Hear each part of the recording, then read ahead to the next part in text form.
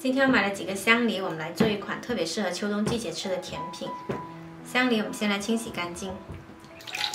这个季节的香梨还挺贵，要8块钱1斤呢。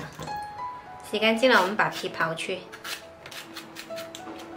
接着再把梨对半切开，把两头切去一点，再用勺子把梨心挖去。梨处理好了之后呢，我们放到砂锅里，再来加入1瓶28块钱买的82年的红酒，没过梨就可以啦。再加入4个丁香、1片桂皮、1个八角、1片香叶，还有2片柚子皮，再来40克冰糖。调大火煮开，转小火炖煮20分钟。雪梨炖煮了20分钟，我们就可以关火啦。这个时候的雪梨呢，它颜色呢还不是很好看，而且也不够入味。我们盖上盖子，给它焖1个晚上。放置了1个晚上，这个梨呢已经完全浸泡到了红酒的颜色，特别好看。我们现在把它夹出来摆盘。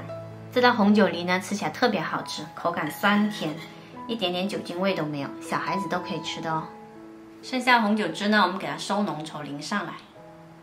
这道特别美味的红酒梨就做好啦。喜欢的朋友一定要试一下哦。